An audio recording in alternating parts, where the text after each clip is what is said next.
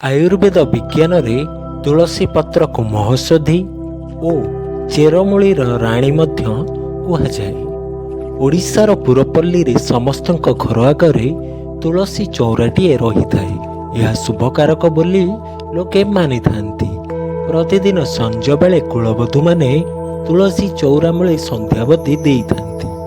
ତୁଳସୀ ପତ୍ର ଜଳରେ ପକାଇଲେ ଜଳ ଶୁଦ୍ଧ ହୁଏ ବୋଲି ମାନ୍ୟତା ମଧ୍ୟ ରହିଛି। ଏଥିପାଇଁ ତ ବୈଷ୍ଣବମାନେ ପ୍ରତ୍ୟେକ ଖାଦ୍ୟ ପାନୀୟରେ ପ୍ରଥମେ ତୁଳସୀ ପତ୍ର ପକାଇଥାନ୍ତି। ତେବେ ଆସନ୍ତୁ ଜାଣିବା ତୁଳସୀ ପତ୍ରର ଔଷଧୀୟ ଗୁଣ ଓ ଏହାର ବ୍ୟବହାର। ତୁଳସୀ ପତ୍ରରେ ଅନେକ ଔଷଧୀୟ ସ୍ୱାସ୍ଥ୍ୟ ଉପକାରୀ ଗୁଣ ରହିଛି। ଏଥିରେ ଥିବା ଆଣ୍ଟି ବ୍ୟାକ୍ଟେରିଆଲ ଓ anti inflammatory citric, tartaric, malic acid, vitamin C, calcium, zinc ଏବଂ ଆଇରନ୍ ଗୁଣ୍ଡ ଶରୀରରେ ରୋଗ ପ୍ରତିରୋଧକ ଶକ୍ତିକୁ ମଜବୁତ କରିବାରେ ସାହାଯ୍ୟ କରିଥାଏ। ଅଦା ରସ ସହିତ ତୁଳସୀ ରସ ମିଶାଇ ଖାଇଲେ ଶିଶୁମାନଙ୍କ କାଶ ଓ ଥଣ୍ଡା ଦୂର ହୋଇଥାଏ। ପ୍ରତ୍ୟେକ ଦିନ ସକାଳୁ 4-5ଟି ତୁଳସୀ ପତ୍ର ପିଲାମାନଙ୍କୁ ଖୁଆଇ ଦେଲେ ଭୋକ ହେବା ସହିତ ଖାଦ୍ୟ ହଜମ ହୋଇଥାଏ ଓ ଦେହ ନିରୋଗ ରୁହେ। ତୁଳସୀ ପତ୍ରକୁ ଗିଳିଦେଲେ ଗଳା ବ୍ୟଥା ବା ଟନସିଲ୍ ଦୂର ହୋଇଥାଏ। ମୁଖ ଗହ୍ୱର ଓ କ୍ଷତ ବା ସଂକ୍ରମଣରୁ ରକ୍ଷା ପାଇବା ପାଇଁ ଏହାକୁ ଚୋବାଇ ଖିଆଯାଇଥାଏ। ତୁଳସୀ ପତ୍ରର ଜଳ ପିଇବା ଦ୍ୱାରା ପିଲାମାନଙ୍କର ସ୍ମୃତି ଶକ୍ତି ବୃଦ୍ଧି ପାଇଥାଏ।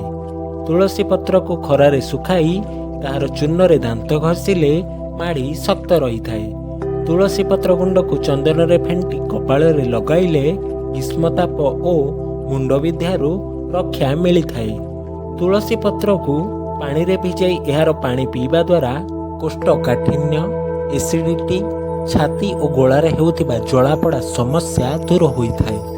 ବିଶେଷ କରି ଶୀତ ଦିନେ ତୁଳସୀ ପତ୍ର ଚୋବାଇ ଖାଇବା ଦ୍ୱାରା ଏହା ଆମ ପାଚକ ତନ୍ତ୍ରକୁ ମଜବୁତ କରି ଦେହର ରୋଗ ପ୍ରତିରୋଧକ ଶକ୍ତିକୁ ବଢ଼ାଇବାରେ ସାହାଯ୍ୟ କରିଥାଏ। ଏବେ ଆସନ୍ତୁ ଜାଣିବା ତୁଳସୀ ପତ୍ରର ବ୍ୟବହାର। ହଜମ ପାଇଁ ଲାଭଦାୟକ। ତୁଳସୀ ପତ୍ର ଖାଇବା ଦ୍ୱାରା ଖାଦ୍ୟରୁ ହଜମ, ସ୍ନାୟୁ ପ୍ରଣାଳୀକୁ ମଜବୁତ ଓ ମୁଣ୍ଡବିନ୍ଧାରୁ ମୁକ୍ତି ଓ ଅନିଦ୍ରା ସମସ୍ୟାରୁ ଆଶକ୍ତି ମିଳିଥାଏ। ଚର୍ମ ପାଇଁ ଲାଭଦାୟକ। ତେଲିଆ ଚର୍ମ ଥିବା ଲୋକଙ୍କ ପାଇଁ ଉତ୍ତମ ସ୍କିନ୍ କ୍ଲିଜର ଅଟେ ତୁଳସୀ ପତ୍ର। ଏହାର ରସକୁ ଚର୍ମରେ ଲଗାଇବା ଦ୍ୱାରା ମଇଳା ଏବଂ ଅପରିଷ୍କାର ବାହାରି ଯାଇଥାଏ।